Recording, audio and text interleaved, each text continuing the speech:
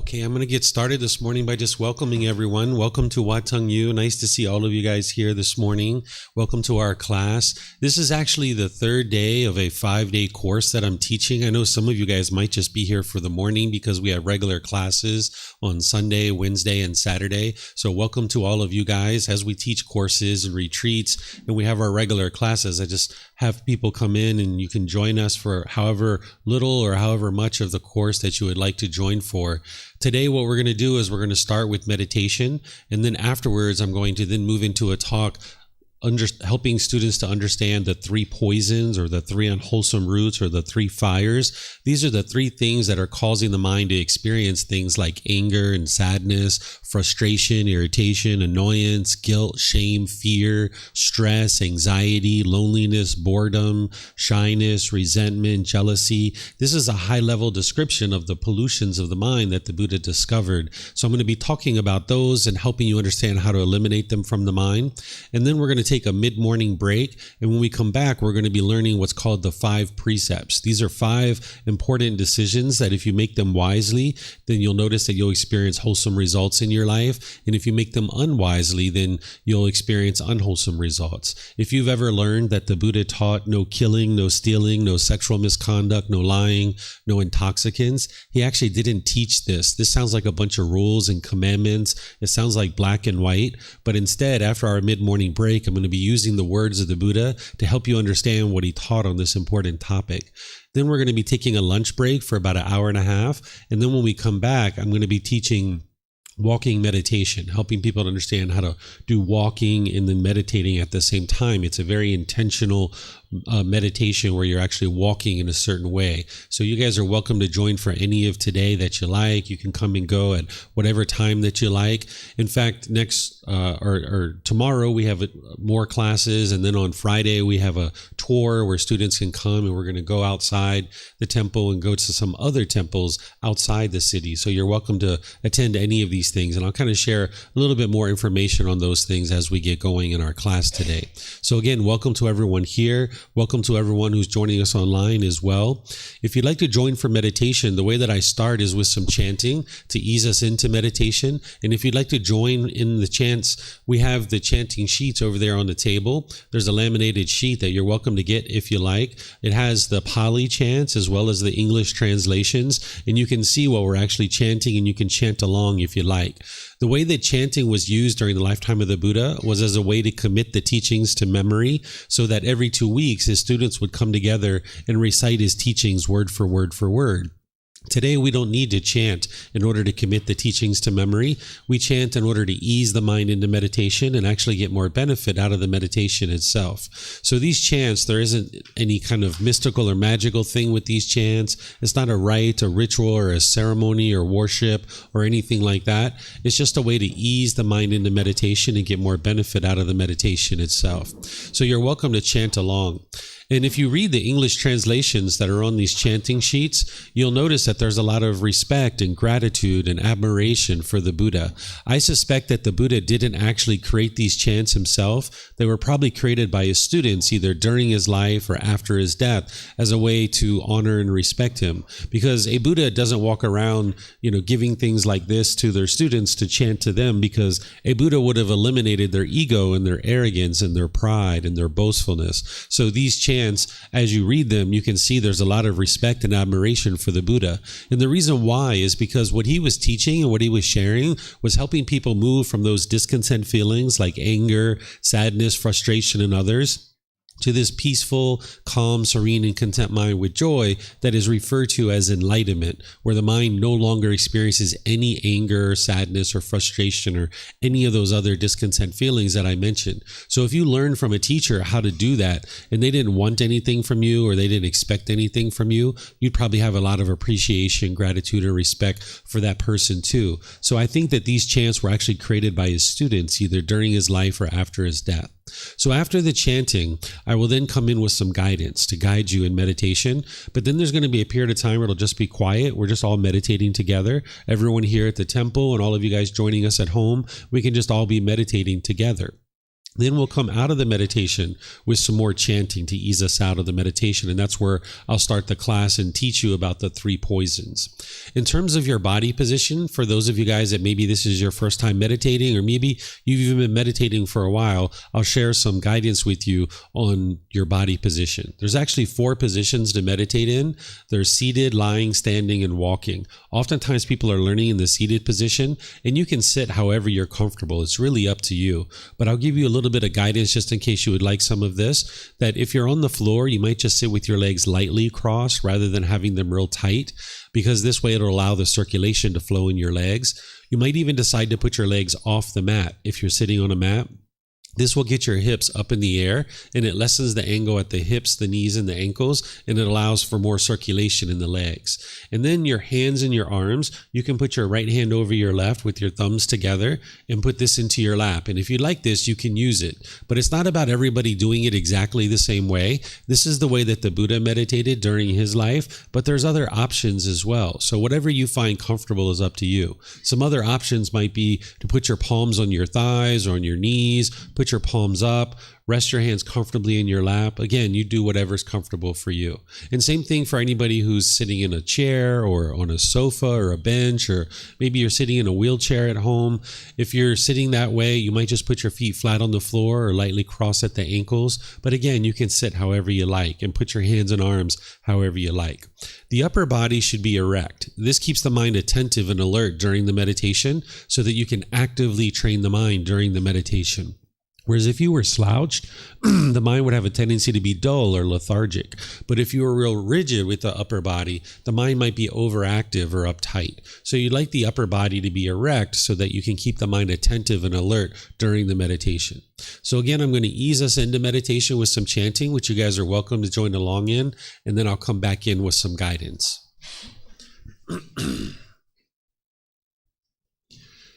Arahang Samma Sambuddho Mahakeva Bhutang Mahakavanhang Apivateyami Savakato Mahakavata Dhammo Dhammang Namasami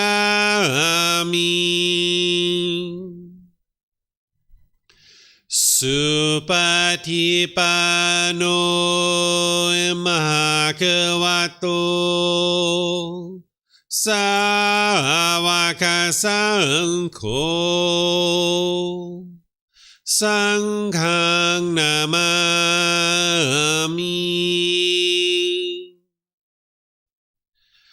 Namo Rasa Bhagavato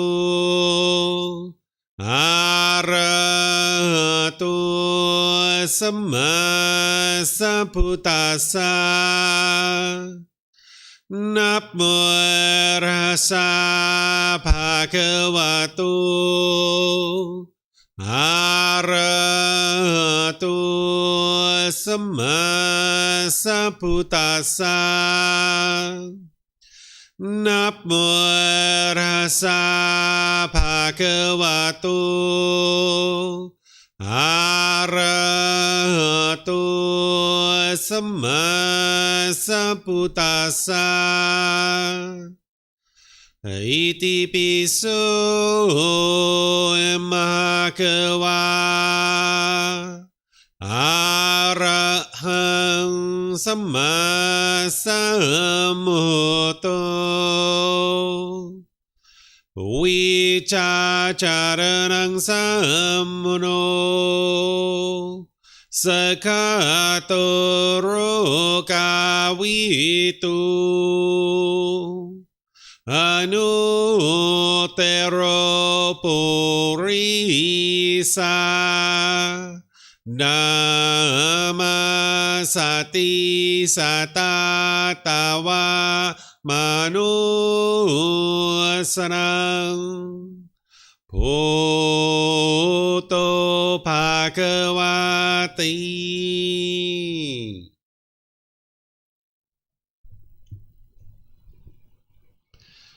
Okay, with the lower body and hands and arms comfortable, and the upper body erect, just close the eyes and start breathing in through the nose and out through the nose.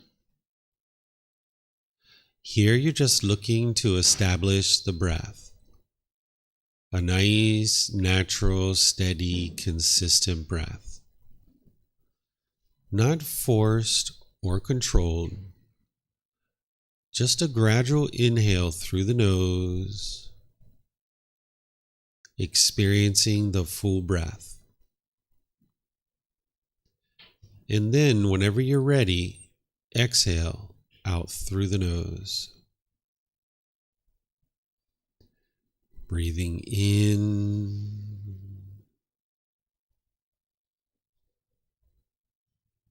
and out.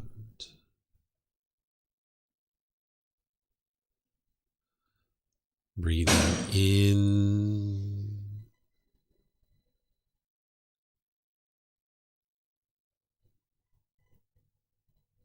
and out.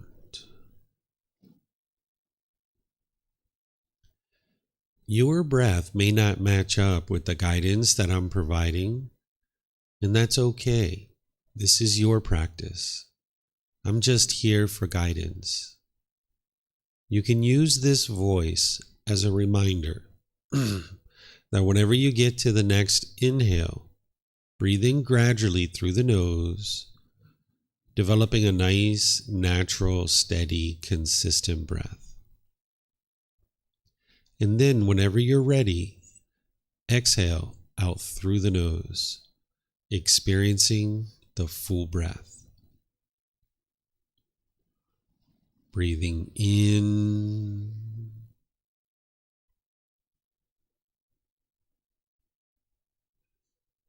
and out.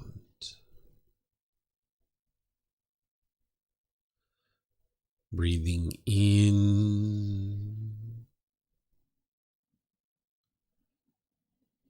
and out.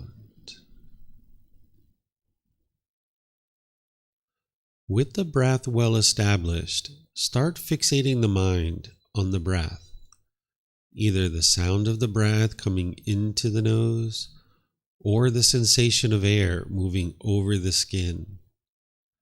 The breath is the present moment. Fixate the mind on the breath, the present moment. Breathing in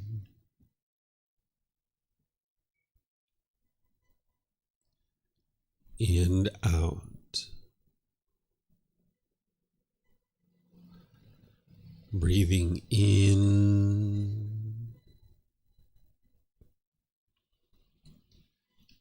and out.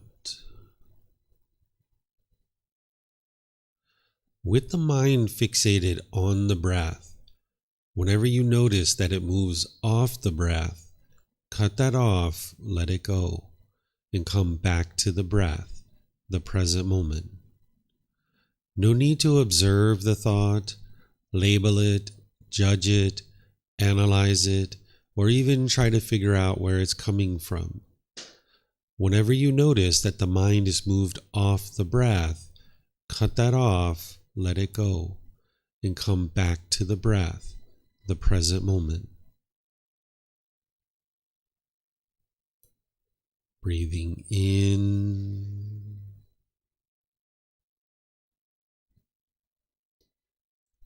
and out.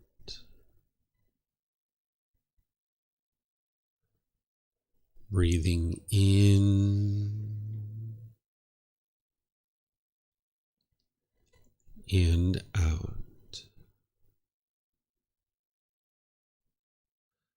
I'm going to be quiet now and let you do this work of focusing on the breath, cutting off and letting go anytime the mind moves off the breath. You have nowhere to go. There's nothing to do. No one needs you right now. This is your time. to focus on the breath. Breathing in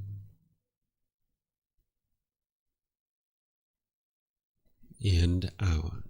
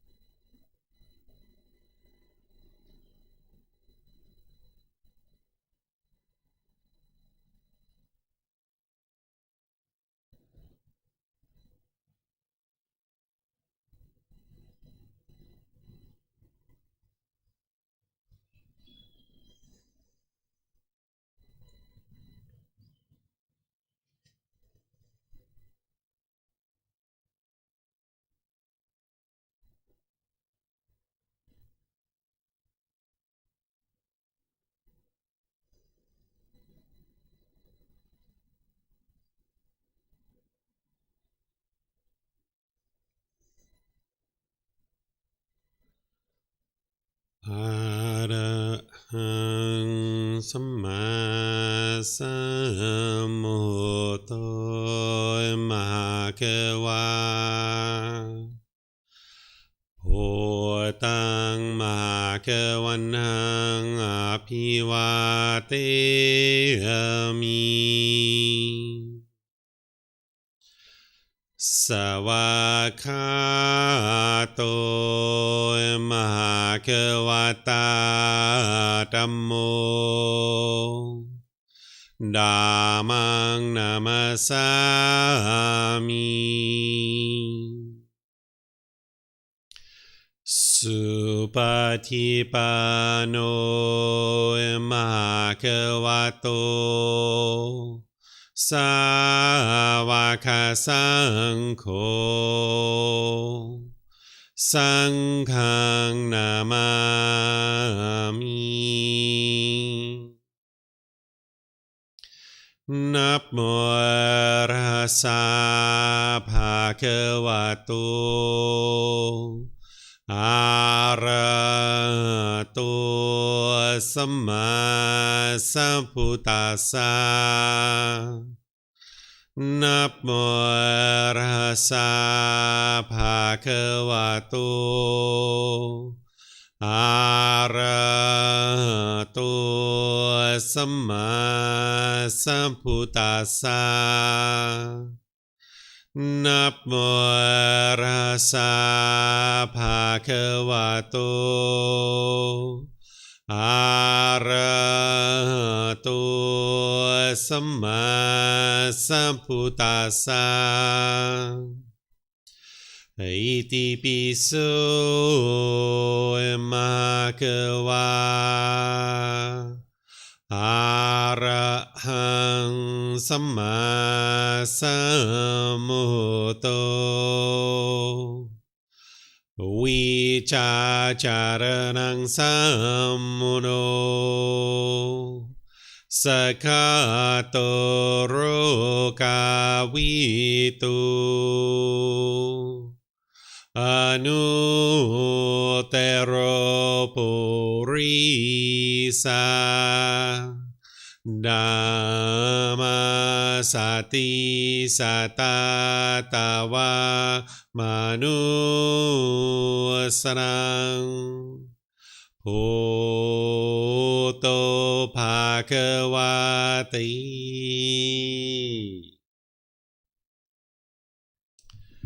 Okay, if you guys would like to slowly make your way out of meditation. Once again, I'd like to welcome everyone here at the temple. Welcome to all of you. Welcome to everyone who's joining us online as well. For those of you guys that this is your first time here, I'd like to just share a couple of things with you that'll help you be more comfortable while you're here. In the back of the room, the very last door on the right, there's a bathroom that you're welcome to use at any time. Feel free to help yourself. There's even a bathroom outside the classroom. There's a main temple bathroom where if you go out into the parking lot, you'll see the signs for the bathroom, and you'll be able to go around to the main temple bathrooms, and you'll see those there, and you're welcome to use those. We even have water and snacks and other things here that is provided by our students that you're welcome to help yourself to. So feel free to help yourself to any of that stuff as we go throughout the morning. So as I mentioned to you, this is the third day of a 5-day course. And in this course, I'm sharing with students the foundational teachings that it takes to be able to get to enlightenment. What enlightenment is where the mind is peaceful, calm, serene, and content with joy. The mind no longer experiences any anger, sadness, frustration, irritation, annoyance, guilt, shame, fear, stress, anxiety, loneliness, boredom, shyness, resentment, jealousy. All of these discontent feelings and others are completely eliminated from the enlightened mind. You'll notice that your mind has focus and concentration, clarity, deep memory. You'll notice that your personal and professional relationships will really blossom and they'll be at ease because you're not being bitter and harsh and hostile in your relationships anymore. You'll notice that you're not even in a bad mood, that the causes and conditions conditions that are producing the bad mood have been uprooted from the mind. Essentially, what the Buddha did during his lifetime is he figured out how to get to this enlightened mental state for himself. And then he shared those teachings with other people to be able to help you understand how to get to the same exact mental state. And what he discovered is that the mind has these 10 individual pollutions in the mind. And when you eradicate these 10 individual pollutions, then the mind can experience this enlightened mental state, these qualities of enlightenment. Those 10 individual pollutions or defilements or taints, these are referred to as the 10 fetters. What a fetter is that during the lifetime of the Buddha, that if you were a prisoner and they were trying to keep you trapped and confined to a certain area, they would put a fetter around your ankle. It was a shackle and a chain and a ball, and it would keep you confined to a certain area. Where today we put prisoners in jail cells or prison cells, during ancient times, they would attach a fetter to your ankle and you'd basically be in an open field, and this would keep you trapped to a certain area. And this was a shackle, a chain, and a ball. Well, these 10 pollutions in the mind is keeping the mind trapped in this unenlightened state, where the mind just keeps experiencing anger and sadness and frustration over and over and over again. Oftentimes, in the unenlightened state with a lack of wisdom, you might think that when you're angry or sad or frustrated or any other emotion that you're experiencing, you might think it's being caused by other people, when in reality it's being caused by your own mind. The Buddha will help you to be able to see this. And when you're learning his teachings, you would like to be able to examine them, to investigate them, to learn them. You're intellectually looking to understand the teachings. Then you're reflecting on those teachings to independently verify whether they're true or they're false. And then you're practicing the teachings, integrating them into your life and uprooting these pollutions out of the mind, these 10 individual fetters. Well, when we talk about them in the most detailed sense, we talk about them as the 10 fetters, but then they bubble up to a higher level, which is referred to as the 3 poisons or the 3 unwholesome roots or the 3 fires. And that's what I'm going to share with you today, which is an understanding of the pollutions of the mind from a higher level. Yesterday in this course, I shared what's called the 4 Noble Truths. And this gives you a window into the unenlightened mind, where you understand the problem in the mind, the cause of that problem, the elimination of it, and the path forward. And in these 4 simple statements, you can learn these, you can reflect on them to independently verify them, and you can see the truth that your mind is causing your own discontent feelings. Essentially, what is explained in the 4 Noble Truths is that your mind is experiencing these conditioned feelings, that when there's some condition, then you're going to either experience pleasant feelings like happiness, excitement, elation, thrill, exhilaration, euphoria, or you're going to experience these painful feelings like anger, sadness, frustration, irritation, annoyance, guilt, shame, fear, stress, anxiety. And then there's neither painful nor pleasant feelings like shyness or uncomfortableness or dissatisfaction. These feelings are occurring and being caused by craving, desire, attachment. The mind is longing and yearning, wanting things to be a certain way. And if the mind gets what it wants, it's happy or excited.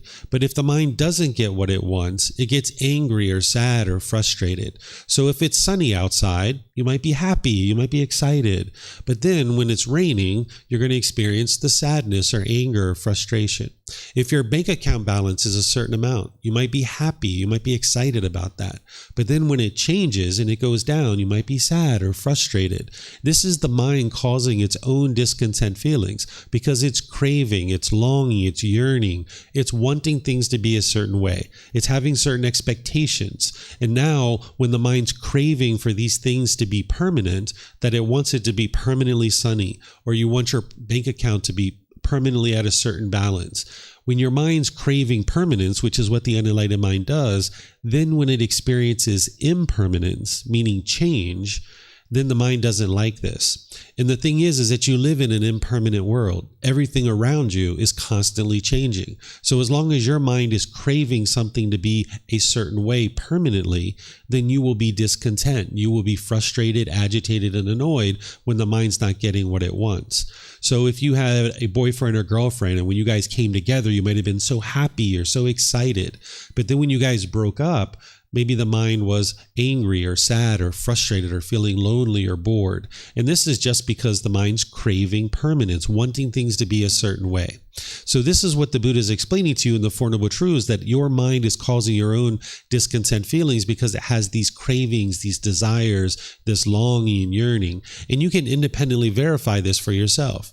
If you look at your life and look at recent situations where you've been angry or sad or frustrated, you can look at that situation and see that there was something your mind was longing for. It was yearning for something. And if you would have got it, you would have been happy or excited. But since you didn't get what you wanted, the mind experienced these painful feelings like anger, sadness, frustration, and others. So you shouldn't believe anything that I'm sharing with you here today or any other time. The teachings of the Buddha aren't based on belief. It's up to you to be able to learn what it is that's being shared in these classes and in the books and all the other ways that we share teachings. And then you reflect on that to independently verify it, and then you practice it. So you can look at a recent situation where you were angry or sad or frustrated, and you can independently verify that your mind is causing these discontent feelings. Because if you continue to blame other people for the feelings that you're experiencing, which is what the unenlightened mind does, you will never solve your problem. You will never solve your issues if you blame others for the discontent feelings that you're experiencing. So when you understand what the true problem is, which is craving, desire, attachment, then you can actually apply the solutions that the Buddha discovered, and then you'll experience real results. You'll actually see the more peace and more joy coming into your mind. So the teachings of the Buddha aren't about believing a bunch of things and then hoping something good happens when you die. It's not about these rules or commandments, and that if everybody follows certain rules and commandments, the world will become a more peaceful place. Instead, you're learning things now, you're investigating those and examining them. You're reflecting on them to independently verify them. And then you're practicing his teachings to transform the mind and uproot these pollutions out of the mind. So I'm going to share with you guys in more detail what these three poisons are, these three pollutions, because as you eradicate them and eliminate them from the mind, you'll be able to see more peace and more joy coming into the mind. And you'll notice you'll get to those benefits that I described, where your personal and professional relationships can be at ease and they can blossom. You can have focus and concentration and clarity and deep memory because you've eradicated these pollutions from the mind, and now the mind can perform more optimally. So as we go in our class today, you're welcome to ask any and all questions that you like. Here at the temple, if you'd like to ask questions, we have microphones in the white bowl in front of the camera. If you could just get a microphone and press the gray button, there's lights on it that light up. You just wait a second or two, and you can hold this up to your chin, and then we'll be able to hear you here at the temple, and they'll be able to hear you online as well. And as you get these microphones, you can take them back to your seat, because you might have more than one question, or someone around you might have a question, and you can share the microphone with them. For those of you guys online, if you would like to ask questions, you can put that into Facebook, YouTube, or Zoom in the comment section, and I'll be able to see that and answer your question. Or if you're in Zoom, you can electronically raise your hand and ask any and all questions that you like. So first, to understand the three poisons, let's talk about them and kind of what they are. They're referred to as the three poisons or the three unwholesome roots, or sometimes the three fires. They're also known as the defilements or pollutions of the mind. They give you a high-level description of what's polluting the unenlightened mind and why the unenlightened mind keeps experiencing these constant emotions where the mind's going up and down at different times. It explains how the unenlightened mind makes certain decisions and experiences certain unwholesome results. When we talk about unwholesome results, what this is the natural law of karma. You might have heard this referred to as karma. This is the Sanskrit version of that word. The original teachings of the Buddha are in the Pali language, so people who study the original teachings of the Buddha will tend to use the word karma. Now, this isn't anything mystical or magical. It's not punishments and rewards. It's none of that stuff. There's no being that's overseeing this. What the natural law of karma is it's cause and effect, or action and result. It's helping you to see that every decision you make, there's going to be some result based on that. And if you make decisions wisely, you'll experience wholesome results or wholesome karma.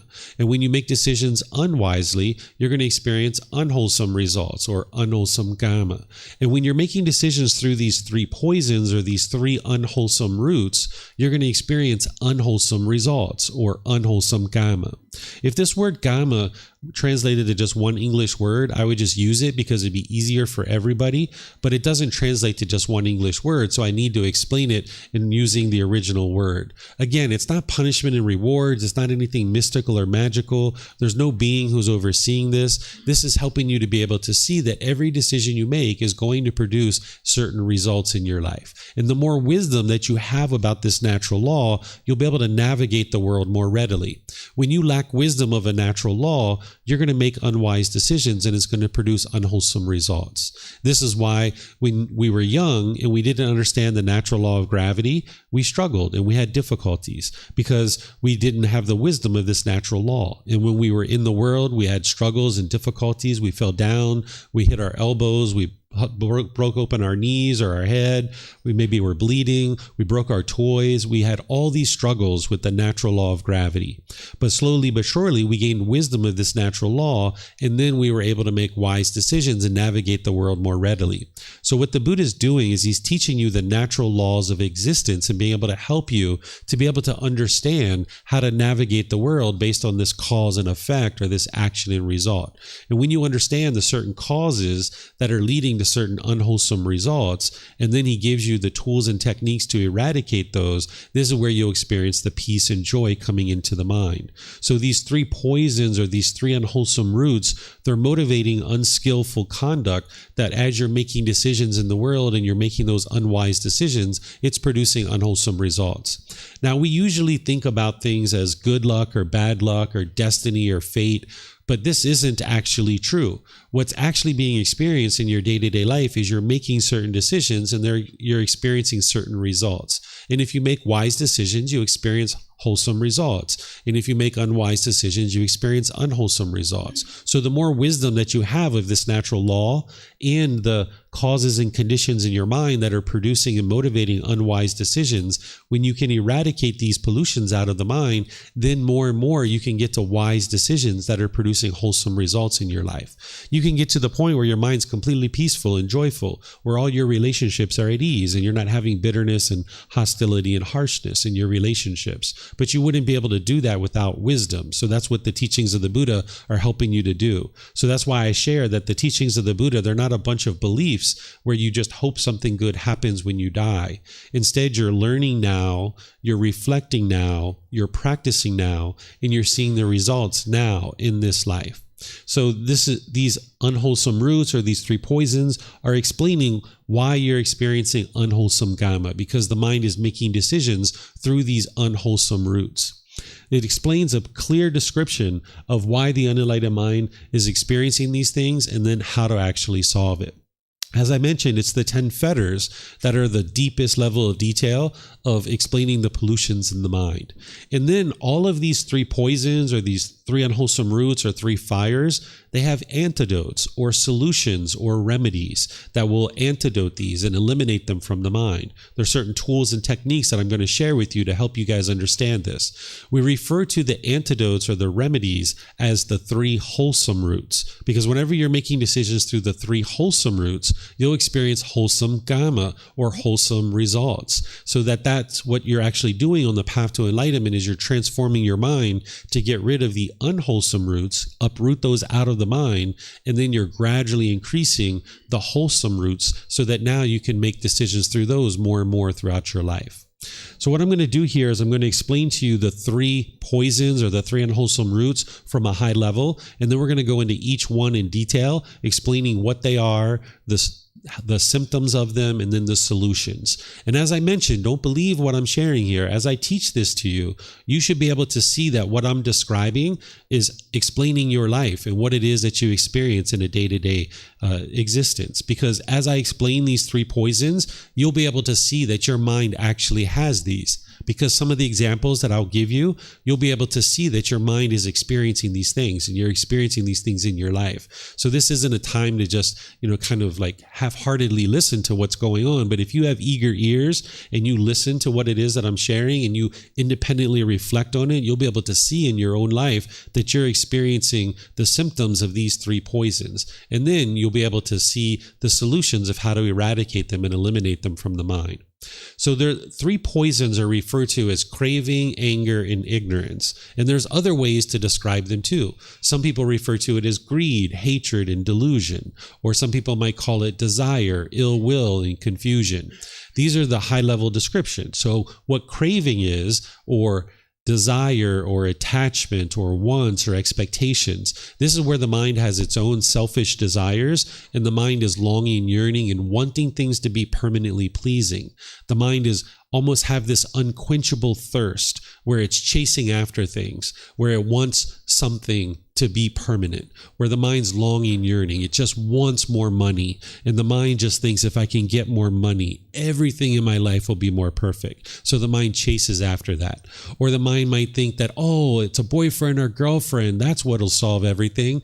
Let me chase after a boyfriend or girlfriend. Let me get one of those. That's what'll solve everything. Or, oh, it's that new jewelry. That's what I need, is the new jewelry. Let me go do that. Oh, bigger house. That's what I need. I need a bigger house. That'll make everything better. Or maybe go to Thailand. That's what'll make everything better. Let's go to Thailand, and that's going to solve everything. Let's just go to Thailand. This is the mind craving and desiring and longing and yearning, thinking that something external is going to provide some kind of lasting satisfaction. And this is like an unquenchable thirst where the mind's pulling towards something. And if it gets what it wants, the mind gets pleasant feelings like happiness or excitement. But if the mind doesn't get what it wants, that's where it gets the anger and the sadness and the frustration. When this anger is arising, this is where the mind is experiencing these painful feelings. And in the mind, you experience these painful feelings, and with a lack of wisdom, the mind will falsely attribute these painful feelings to something external.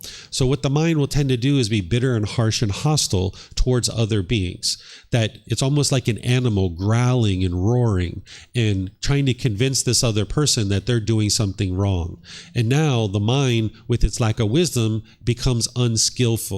It starts to have intentions, speech, and actions that are harmful towards others. And now you damage your relationships by being bitter and harsh and hostile in your relationships through your intentions, your speech, and your actions.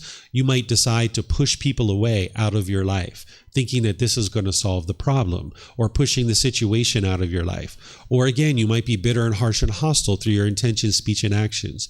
Or you might put your expectations on people and try to control them and get them to do things your way. In fact, you might have people doing this to you that are doing these kinds of things, pushing you away, or being bitter, harsh, and hostile to you, or putting expectations on you. And this is just because the mind's anger, the mind is uncomfortable with these painful feelings, and it's falsely attributing these feelings to something external.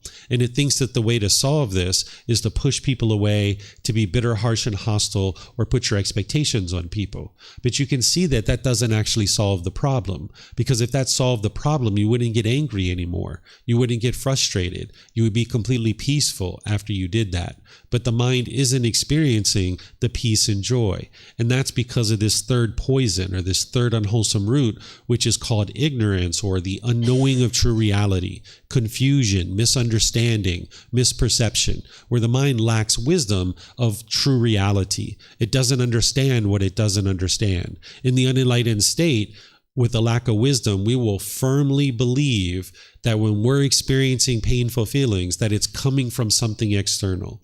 The unenlightened mind will just firmly believe that mom is doing something to make you angry, or dad is doing something to make you angry, or brothers and sisters, or coworkers, or your life partner, or your children. But what's actually causing your discontentedness is inside your own mind. It's the craving that's causing this, the longing, yearning, the wanting things to be a certain way.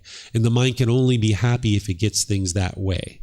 And the more wants and the more expectations the mind has, the less and less amount of time that you can be happy, because all these conditions have to be met. If it's sunny outside, if my bank account balance is this, if my mom does this, if my dad does this, if my boss does this, if these things happen, then I will be happy, right? But if those things don't exist, then the mind won't be happy. This is called conditional happiness. And that happiness, it arises, it changes, and then it fades away because it's conditional. It's based on some condition. And that condition is impermanent. It is not permanent. So when you form your inner feelings of happiness based on some condition, then that condition is impermanent. So that means your happiness is impermanent. This is why you haven't been able to get to permanent happiness in your life, because the mind is untrained. It's lacking wisdom. It has this unknowing of true reality. It doesn't understand how to be trained in order to get to the point where your mind eliminates and eradicates these pollutions, so that then you can experience the permanent peace and the permanent joy. Okay, so this is the 3 poisons from a high level. Now we're going to go into each one in detail, and I'm going to explain a little bit more of the symptoms, and then I'm going to focus on the solutions and helping you to understand how to actually solve this. And then I'll open up the questions at the end of each one of these so that you guys can ask any questions that you like.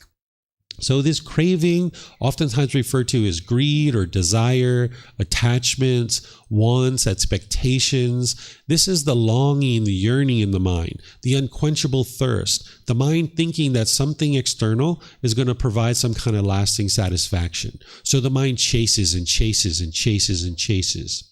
If you've ever been in the mall and you saw a brand new pair of shoes or like a new phone or a new computer, and your mind was just like, oh, I just got to have that. I just want that so badly. And the mind was like chasing after it and thinking that, if I just get this thing, everything will be perfect in my life.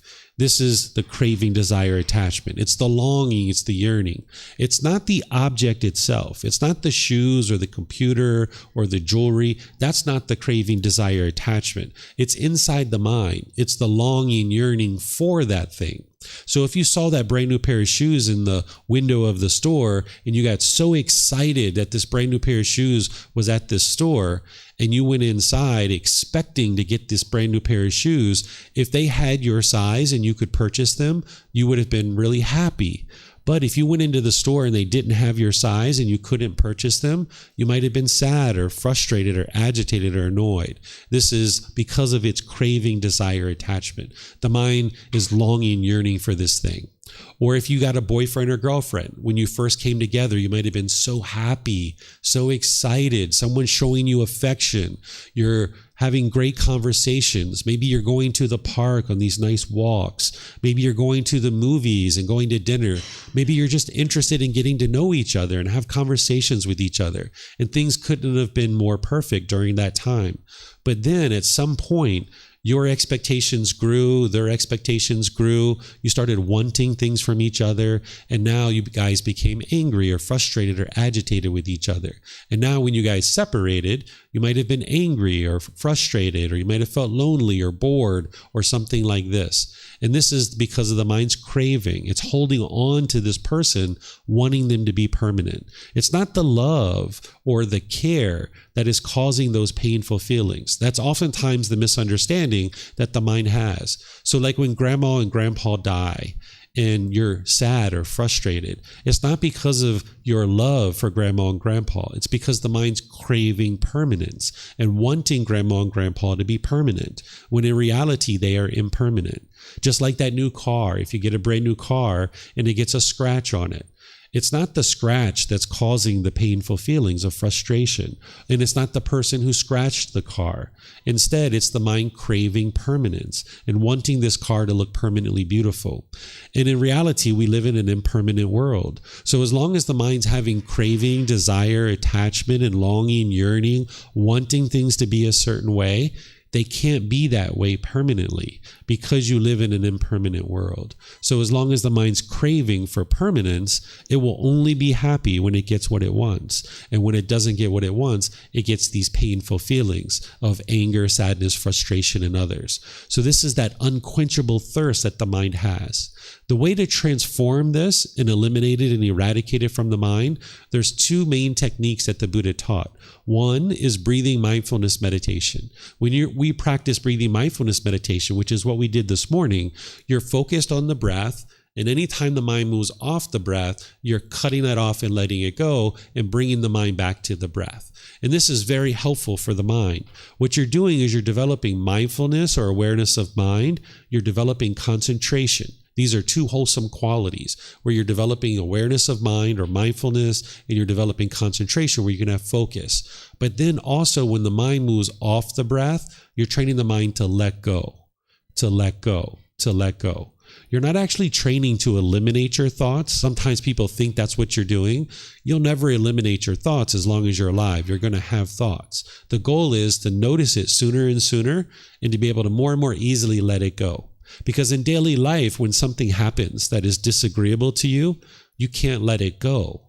the untrained mind won't let go. So maybe you see something, or you hear something, maybe you smell something, maybe you taste something, maybe something comes in contact with the body, or some thoughts or ideas go through your mind, and your mind just holds on to it and holds on to it, and it just can't let go.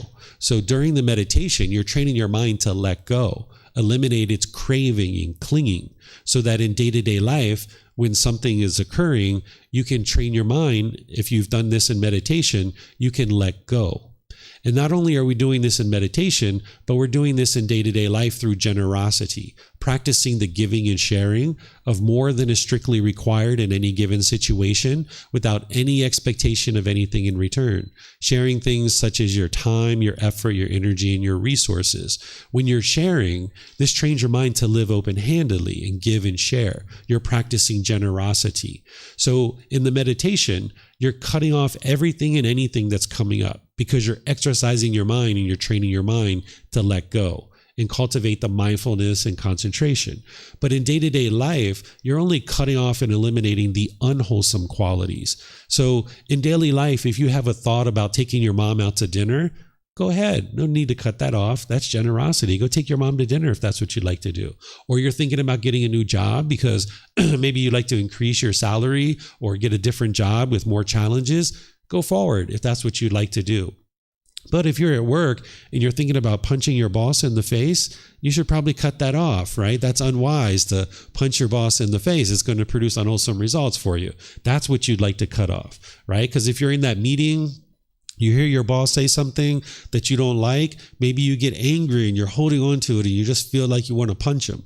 What you'd like to do is cut that off and let it go, right? And if you've been training in meditation, you'll be able to do that.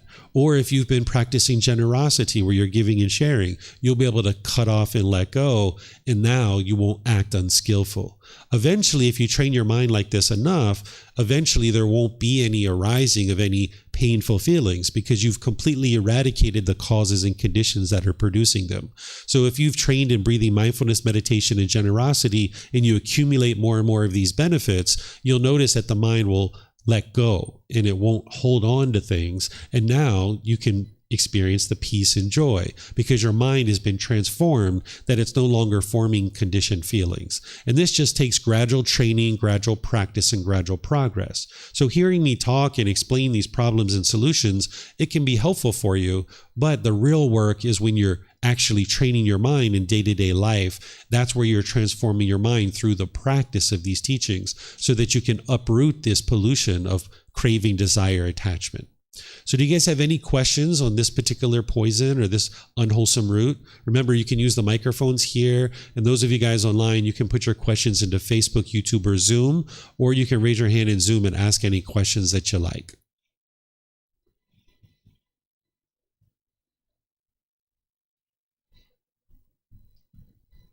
No questions? Okay, I'm just going to check here online to see if we have anything.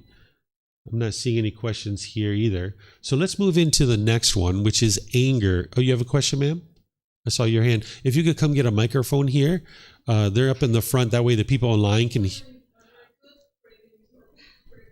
Okay, I can say your question for you. The people online won't be able to hear you if you don't have a microphone, but it's okay. I can say it for you. The question was, are there any such thing as good cravings or bad cravings? I don't think of things as good or bad, and there's no such thing as a wholesome craving or an unwholesome craving. Or I should say, all craving is unwholesome. There's no such thing as a wholesome craving, because a craving is a longing and yearning and chasing after something, and you can only be happy when you get what you want. So it's important to remember that the craving, desire, attachment, it isn't the object itself. It's not the shoes. It's not the money. That's not the craving. The craving is inside the mind. It's the longing, yearning for that thing. So for example, if you have a liter of water and you're on your way to hike, and now you went hiking on this trail, you're 30 minutes into your hike and you forgot your water, You might say, oh my goodness, oh, my water. And you might try to hurry up and go back to your car, maybe spraining your ankle on your way, slinging the door open, and water, water, water, water, water. In this case, you need water in order to be healthy, in order to sustain your life. But the mind's longing, yearning for it, it's all shaken up when you don't have your water. Because you could also have that water in your car, be 30 minutes on your hike, and realize, I don't have my water.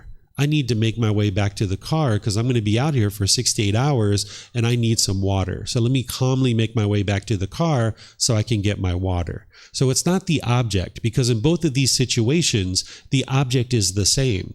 What's different is the first person had the craving, desire, attachment in the mind, the longing, yearning for the water, where the second person didn't have that. So this is the way you can see that there's no such thing as a wholesome craving or a good craving.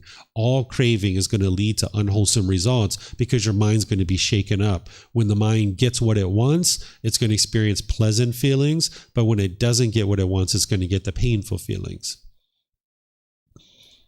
Any other questions you guys have here? Yep. Yes, ma'am.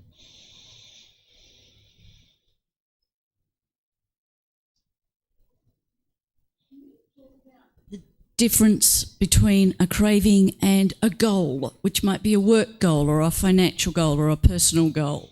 Sure. If you're working towards a true goal or an objective or an aspiration or an interest, if you're working towards a true goal, if you accomplish that goal, you don't accomplish that goal, you can still maintain your contentedness and your joy. That you don't see this goal as, I can only be happy if I get it. That's not a goal. That's a craving, desire, attachment. So if you're working towards a goal, objective, or interest, and say you fall short of it for any reason, you can just look at it and be like, I got 80% of the way there. Let me see, what am I going to do? Am I going to extend my timeline? Am I going to add more resources? Or maybe I'm just completely fine with the 80% and I don't really need to go the extra 20%. I'm completely fine with where I'm at now. And you can be content and joyful regardless of whether you accomplish that thing or not.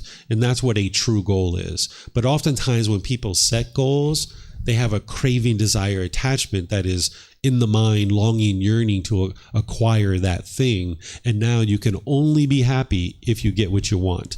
That's not a goal. That's a craving, desire, attachment, where a goal is just an aspiration, an interest, something you're gradually working towards, and you can maintain your contentedness no matter whether you accomplish that thing or not. And that's ultimately what you would like to do. That's the middle way. Right? Because by chasing after things, you can only be happy if you get what you want. But over here on this side, if you were indifferent and you could care less and you didn't have any aspirations or interest to pursue things in life, you're not going to be content and joyful there either. So you'd like to come to the middle where you can pursue things as a goal, objective, or interest. And now you can work towards those things. And if you accomplish them, great. And if you don't, that's fine too. And you'll just adjust whatever you need to adjust for your life. But you're not basing your inner feelings on whether you accomplish this thing or not. Okay. All right. Great questions, guys. So I'm going to move on to the next one here, which is anger, hatred, and ill will. Because as long as this cravings are in the mind, as long as you have this longing, yearning, this chasing after things, you can be happy when you get what you want, but when you don't get what you want, you'll get angry, you'll get frustrated, you'll get agitated or annoyed. And when that's arising in the mind, there's certain unskillfulness that the mind experiences. So as the mind is experiencing this anger, this hatred, this bitterness, this hostility, this resentment, oftentimes it motivates unskillful conduct through your intentions, your speech, and their actions, the way that you interact with other people. You'll notice that you damage your relationships and you can't live harmoniously with other beings. Because of the mind's lack of wisdom, as you're experiencing a certain thing, you'll think that mom, for example, is causing your anger, or dad, or brothers and sisters, or your boss is causing your anger. And now you'll go down this well-worn path of anger and hostility and bitterness. And this well-worn path essentially leads to broken relationships, because as you're being bitter and harsh and hostile, people aren't interested in being around that, and they might choose to leave out of your life. So when the mind's experiencing these uncomfortable feelings of anger, you'll either push people away or you'll push the situation away. thinking that that's going to solve the problem. Or you might be bitter and harsh and hostile towards people. This is like a lion showing its teeth and growling and roaring and trying to fear others into doing things a certain way. But you're in the human realm. You don't need to growl and roar at people, and that's not going to work in order to help you.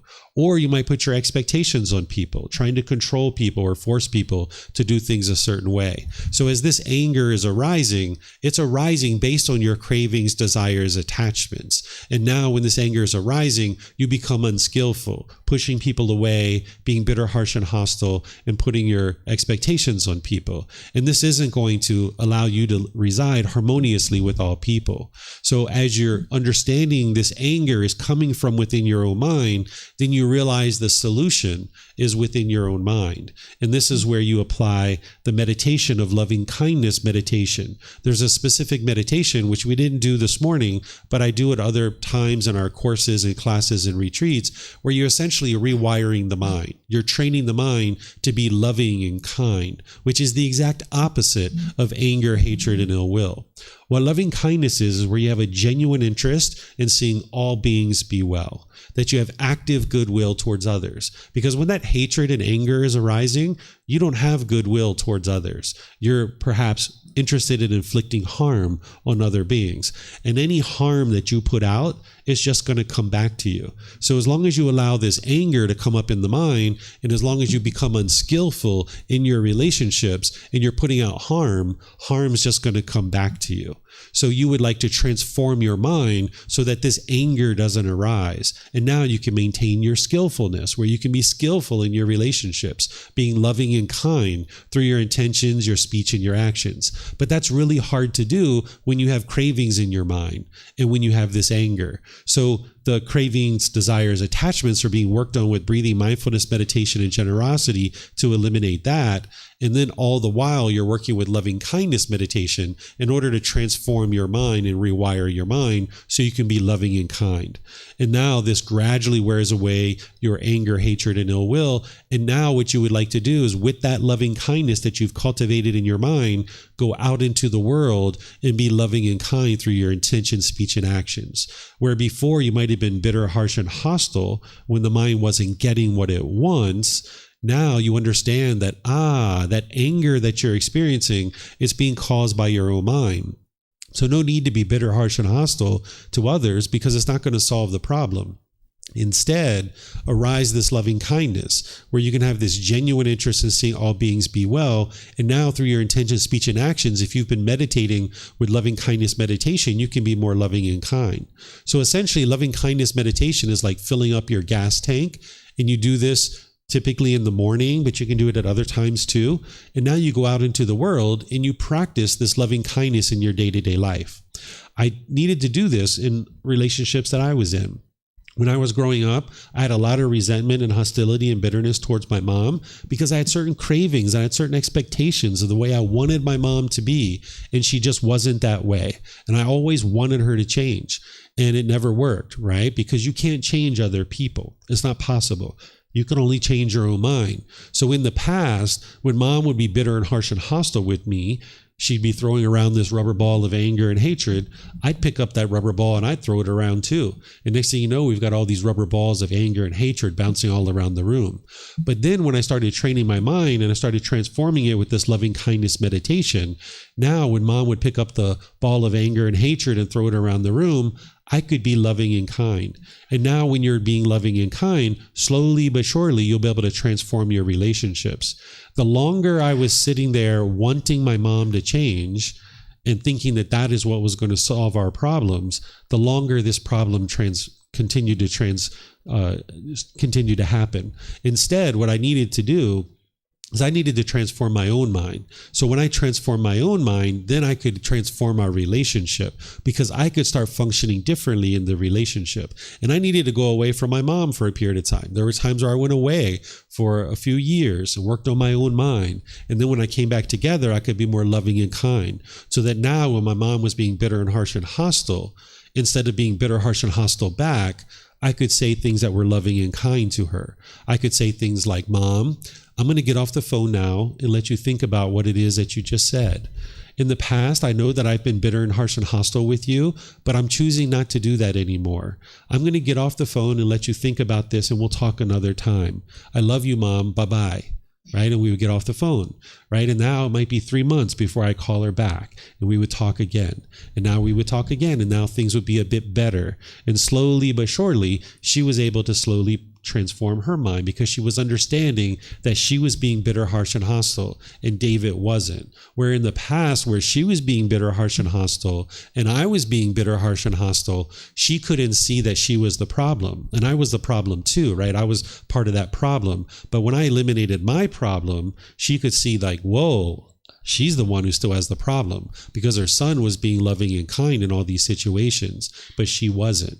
So this is the way that you actually can transform your relationships, is you've got to transform your own mind. The longer that you sit back and wait for other people to change, the longer your relationship is going to have difficulties. So by you doing the work to transform your own mind, this is where the real improvement comes in. And that's what the Buddha is teaching you how to do, is focus inwardly on your own mind. It's not about changing other people. So this loving kindness meditation is to transform your mind so that then you can be better in the relationships that you're in, eliminating your anger, your hostility, your bitterness, your resentment, because holding on to your anger isn't helping you. Sometimes we think by holding on to our anger, we're getting back at the other person and you're harming the other person. But in reality, this is like holding a hot coal in your hand and trying to burn somebody else. The only person who's getting burned is yourself, right? So holding on to your anger and your resentment is only causing harm to your own mind. So this meditation is going to liberate your mind and free your mind of this anger so that now more and more in all your relationships, you can be loving and kind. So any questions on the anger, hatred, ill will, and all these lesser versions like frustration, agitation, or annoyance? And by the way, this loving kindness meditation, it also helps to transform any negative self-talk within your own mind. If you have like degrading, diminishing thoughts where you degrade and diminish yourself, this loving kindness meditation will help you with that as well. So questions? Yeah, I have a question. Sometimes I see suffering and like I feel an urge to help. Like let's say I see people, they don't have homes or like affordable housing and I want to do something about it. But isn't that want to change? Even if is there a way to do that middle way? Yes. So as long as you have a craving, desire, attachment for it, when you're doing it, you'll feel happy. But when you can't do it, you might feel sad or guilty or shameful or some other emotion like this, like stress or anxiety. So you can gradually work towards helping other people.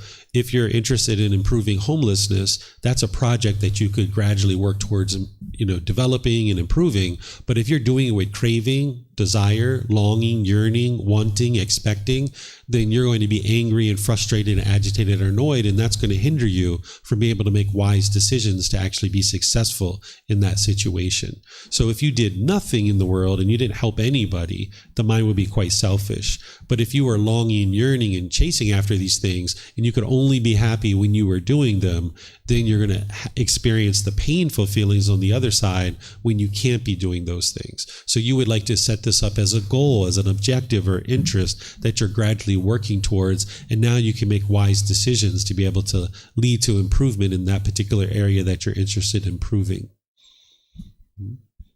By the way, would you mind turning that mic off? I think we're getting a little bit of feedback on it.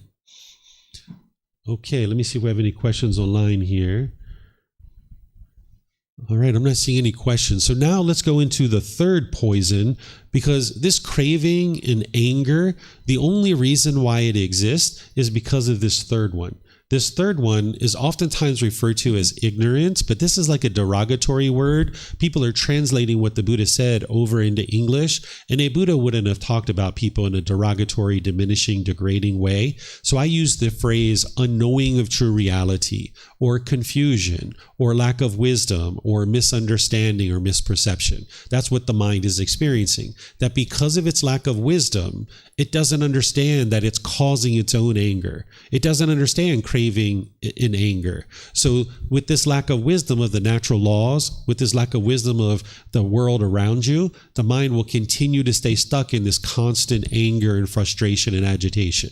So even though we call it craving, anger, and ignorance, it's truly because of ignorance or the unknowing of true reality that craving and anger continues to exist in the mind. If it wasn't for this lack of wisdom, craving and anger wouldn't exist. It would be completely eradicated from the mind. But because the mind lacks wisdom, it will firmly believe that other people are causing you to be angry. I'm sure that you've been in arguments before where you've been adamantly trying to convince somebody that they are making you angry, and they have to stop what they're doing, and they have to change what they're doing in order to fix what's going on in your mind. But that's not going to be fixed that way, because everyone in the world isn't going to do things your way. As long as the mind's craving for things to be done a certain way, and you're living in this impermanent world, you're never going to be able to get to peacefulness, because there's 8 billion people in the world, and all these people can't do things your way. So with this lack of wisdom or this unknowing of true reality, craving and anger continues to exist, and the mind just stays trapped in this continuous cycle of experiencing anger and sadness and frustration over and over and over again. So the solution to this is to arise wisdom. That's why I started off today saying, don't believe anything that I share. Because with belief, you don't know what's true or false. You're just believing it, right? In order to get to wisdom, you need to be able to learn something, investigate it, examine it.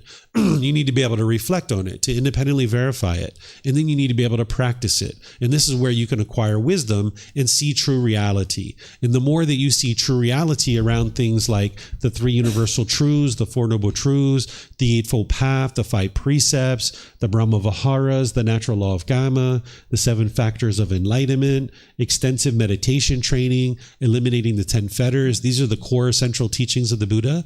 As you learn these and you develop this in your mind and you can see true reality, more and more you can eliminate craving and anger.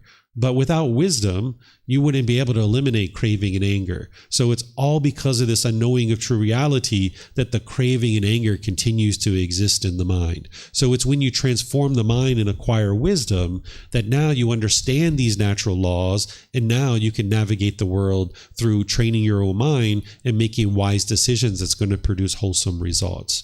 Just like with the natural law of gravity, when we lacked wisdom of that, we struggled and we had difficulties, and that's why we fell down and we broke our toys and we had all kinds of trouble. But now, with that wisdom of the natural law of gravity, we can climb ladders, we can ride bicycles, we can ride motorbikes, we can get on airplanes, travel all over the world, because we have wisdom of this natural law and we don't struggle with it anymore.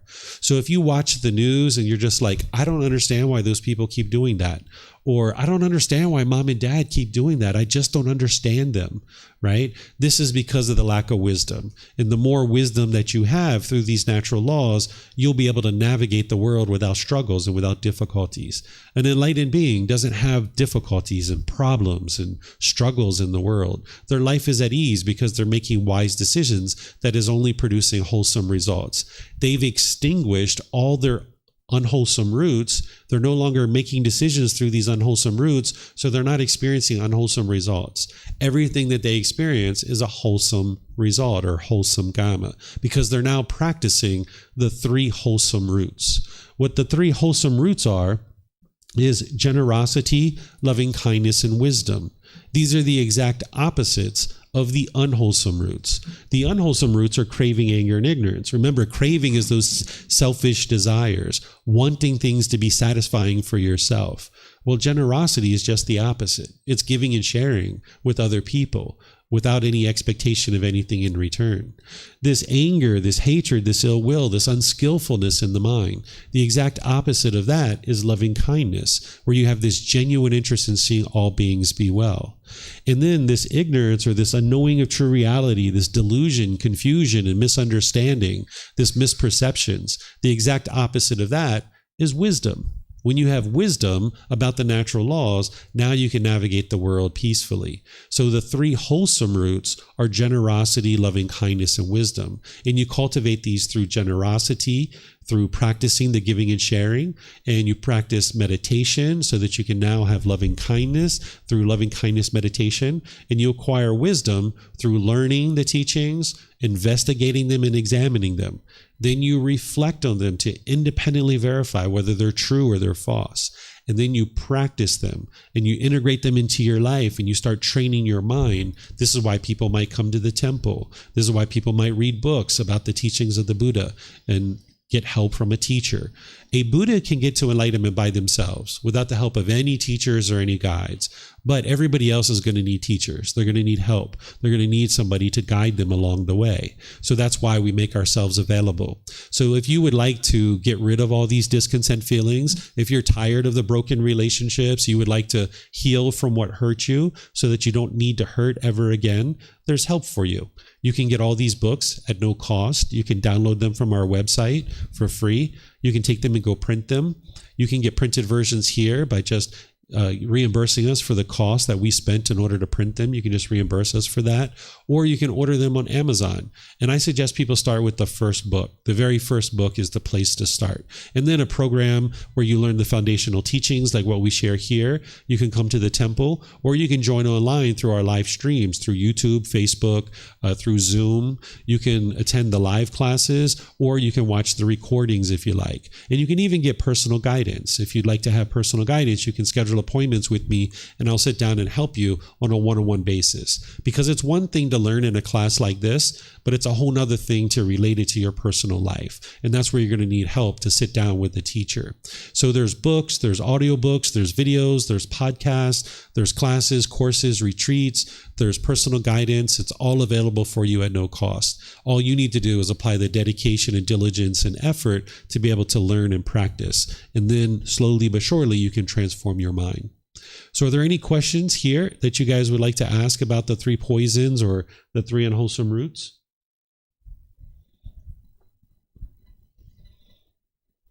No questions? Okay.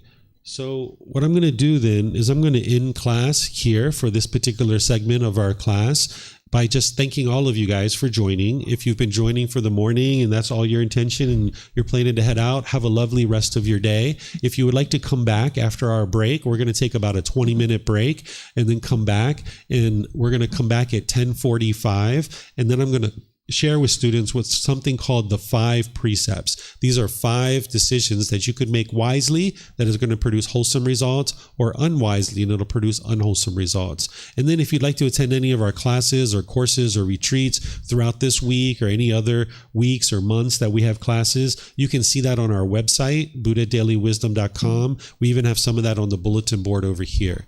So have a very wonderful and lovely rest of your day. Perhaps we'll see you next time. Take care. Sawadee Kap. Sawadee Kap. Sawadee Kap.